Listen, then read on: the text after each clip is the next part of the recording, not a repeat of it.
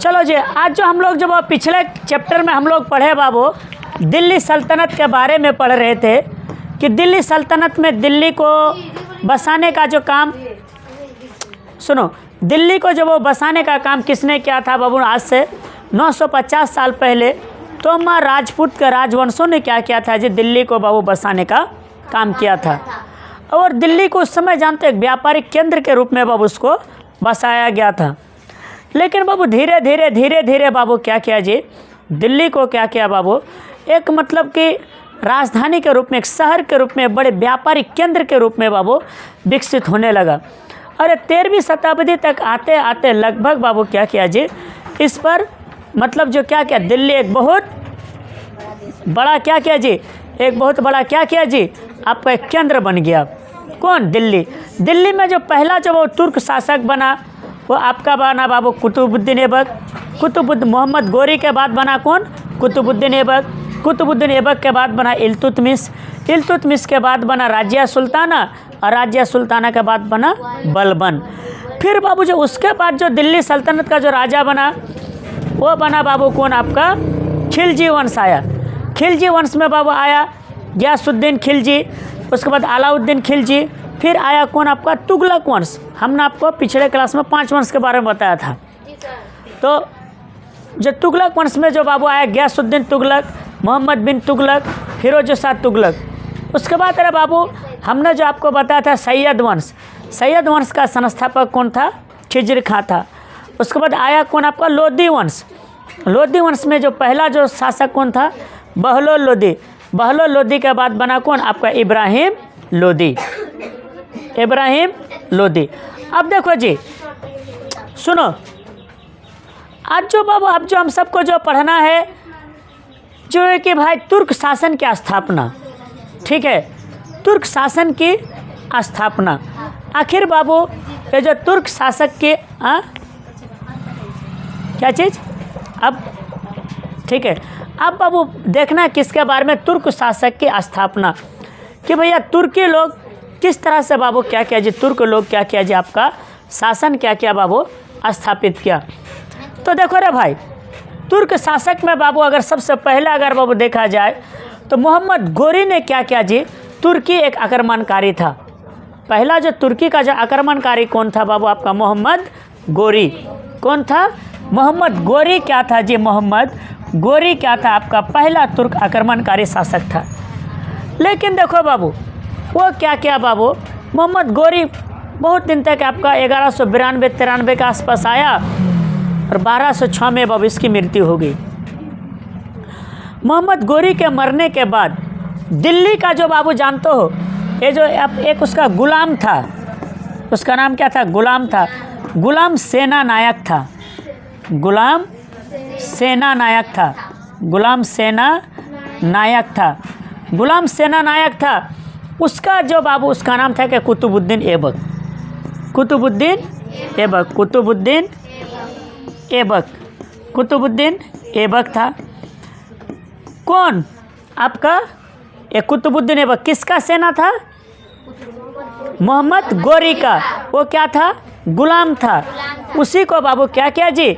नियुक्त कर दिया। क्या? भारत की देखभाल के लिए नियुक्त कर लिया और इसको नियुक्त कर लिया। लेकिन जैसे बाबू 1206 में बाबू मोहम्मद गोरी मरा, मरने के बाद रे बाबू क्या हुआ? मोहम्मद गोरी मरने के बाद बाबू उसका जो राजा बन बैठा कौन बाबू? उसके जो प्रमुख जो उस समय जो गुलाम थे उन लोग ने बाबू क्या कर लिया जी? बांट लिया। बांट लेने के बाद बाबू जो इसका कुतुबुद्दीन ऐबक के हिस्से में कौन पड़ा? भारत पड़ा, माने दिल्ली पड़ा।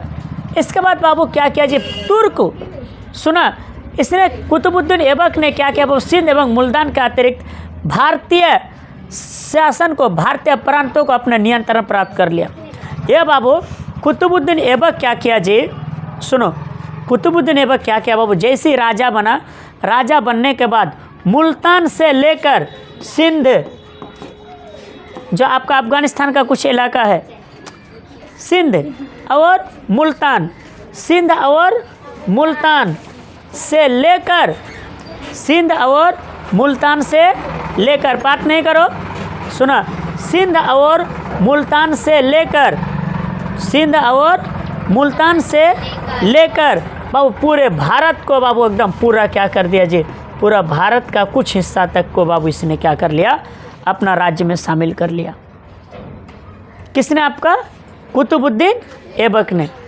और ये जानता हूँ कुतुबुद्दीन ऐबक बाबू वास्तविक संस्थापक लेकिन ये नहीं था, ये मर गया बाबू।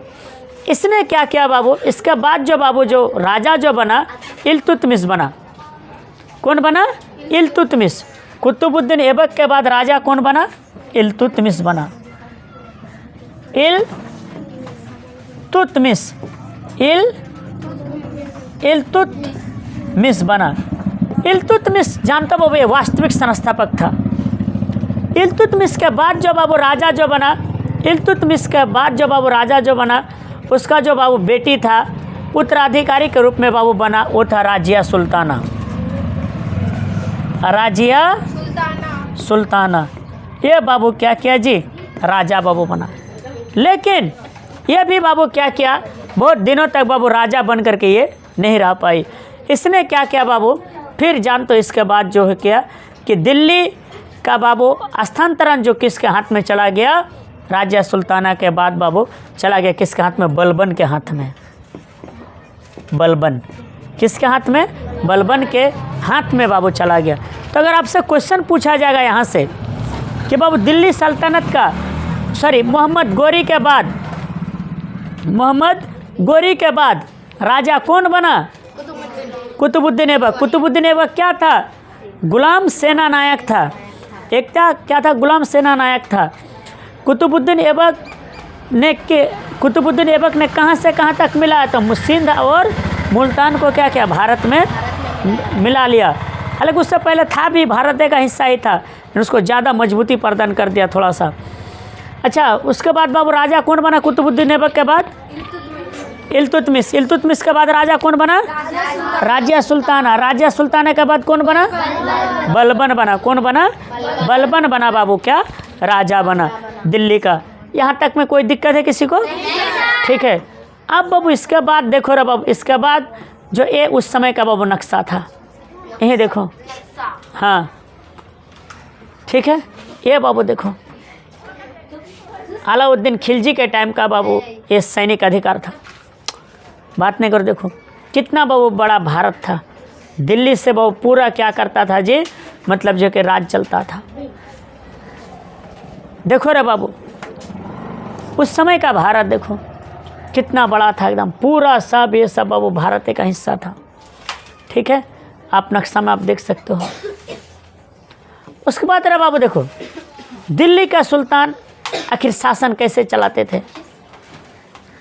ठीक है, तो दिल्ली का सुल्तान शासन कैसे चलाते थे, उससे पहले बाबू हम सबको एक चीज़ को जानना है। ठीक है, ये देखो मुक्ति का अधिकार, ये क्या चीज़ है? सुना, मुक्ति के अधिकार। पहले इस चीज़ को देखो, तब फिर हम लोग उस पर आते हैं। क्या आखिर वो ज़माने में जानते हो दिल्ली सल्तनत में बाबू क्या होता था? एक मुक्ति होता था। ठीक है, एक क्या होता था? मुक्ति होता था। मुक्ति क्या था, किस प्रकार काम करता था, उसके बारे में हम लोग क्या करेंगे? चर्चा करेंगे। ध्यान दो, मुक्ति क्या करता था। मुक्ति जानते हो रे बाबू, ये एक्चुअली कि राजा कि प्रजा किसानों पर उनका अधिकार केवल शांतिपूर्ण तरीके से अथवा माल या हक वसूल करने का है। प्रजा के जीवन और संपत्ति और परिवार को कोई हानि नहीं पहुंचना चाहिए। मुक्ति को उन पर कोई ऐसा अधिकार नहीं है। माने मुक्ति का काम क्या था बाबू? मुक्ति का जो काम क्या था बाबू? शांतिपूर्ण तरीके से टैक्स वसूलना। मुक्ति का काम क्या था? शांतिपूर्ण तरीके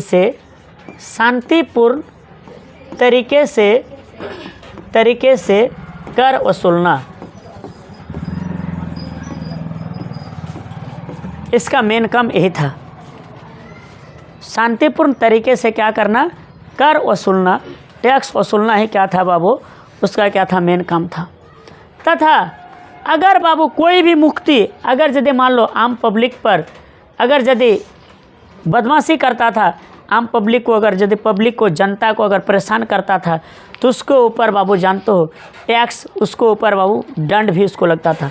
मान लो कि हमको टैक्स वसूलने के लिए दिया, लेकिन हमने क्या किया जी, हमने बाबू क्या कर दिया, मतलब जो कि पब्लिक के साथ या आम जनता के साथ गलत व्यवहार किया, तो ऐसा कंडीशन में बाबू राजा हमको क्या कर सकता था, दंड भी देता था। इतना बाबू प्रशासन टाइट था वो ज़माने का। इसके अलावा बाबू जानते हो जी मुक्ति और वली उसी पर का नियंत्रण है जैसे शासक अन्य मुक्तियों पर नियंत्रित करता है, और इस पर बाबू नियंत्रण कौन करता था जी, राजा करता था कि सब कुछ हो जाए लेकिन आम जनता को किसी भी तरह का दिक्कत ना हो, चाहे कुछ भी हो जाए लेकिन आम जनता को क्या करना चाहिए, किसी भी तरह का दिक्कत नहीं पहुंचना चाहिए, किसी भी तरह का दिक्कत नहीं पहुंचना चाहिए। मेन मकसद उसका यही था, ठीक है। और उसके बाद ये सब को जानता हो बाबू 3 या 4 साल के बाद फिर ट्रांसफ़र भी कर देता था, नहीं तो फिर एक जगह पर रहते रहते क्या करता था जी, इन लोग बाबू घूसखोर भी बन सकता था। तो अगर आपसे क्वेश्चन पूछा जाए कि दिल्ली सल्तनत में मुक्ति क्या था, तो आप उसको ये जवाब दोगे, दिल्ली सल्तनत में मुक्ति क्या था, टैक्स वसूलने वाला होता था। अगर टैक्स वसूलने वाला होता था, अगर इस पर अगर यदि कोई बदमाशी करता पब्लिक के साथ तो इसको क्या करता था जी, इसको राजा दंड भी दे सकता था, ठीक है। अब स्थानीय प्रशासन कैसा चलाता था, स्थानीय लोगों पर, जैसे बाबू अभी मतलब क्या होता है जी, अभी बाबू अभी कौन होता है, अभी मुखिया चलाता है ना बाबू, मुखिया वार्ड मेंबर चलाता है ना, तो उस ज़माने में कौन चलाता था, तो अब देखते हैं। देखो रे बाबू उसमें जान तो सिख नामक बाबू प्रशासनिक इकाई मिलता है, सिख नामक क्या करता था जी, प्रशासनिक इकाई होता था। इसको इसमें से होता क्या था बाबू, जो सिकदार होता था ना, सिकदार जो होता था उस ज़माने में, सिकदार जो होता था, क्या होता था, सिकदार, इसका काम क्या था, इसका काम था बाबू टैक्स अधिकारी, टैक्स वसूलना, टैक्स ऑफिसर होता था, यानी आज के डेट में रेवेन्यू ऑफिसर है ना, उस तरह करके। उसके बाद बाबू जो होता था बाबू आपका फौजदार, क्या होता था, फौजदार, इसका ये होता था वो सैनिक अधिकारी, क्या होता था,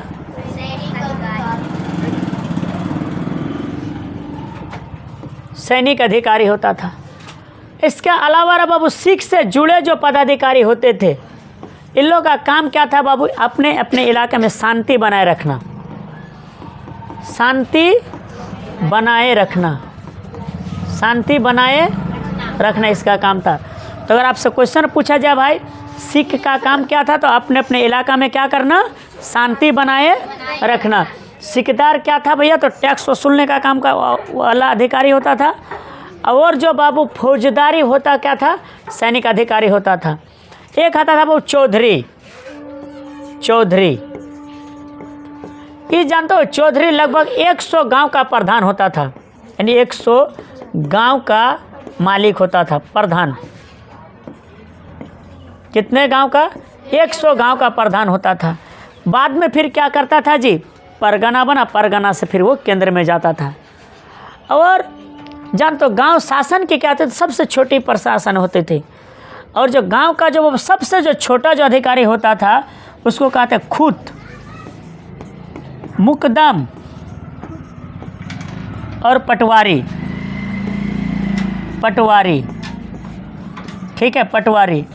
ये पटवारी जो करता क्या था बाबू, पटवारी जो है ना कि लेखा जोखा करने का काम करता था कि कौन कितना टैक्स दिया, किसके पास कितना टैक्स बाकी है, तो इसका लेखा पढ़ी का काम करता था, लेखा जोखा का ये काम करता था।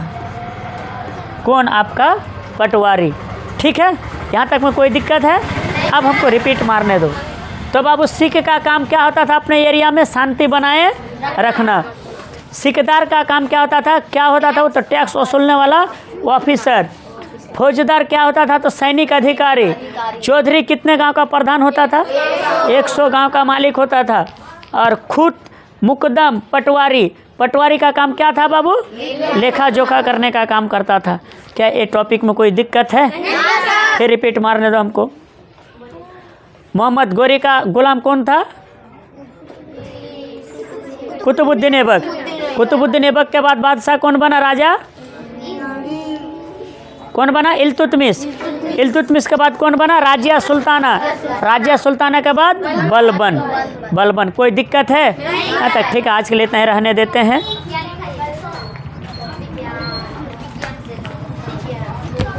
सर बन है कि नहीं सर?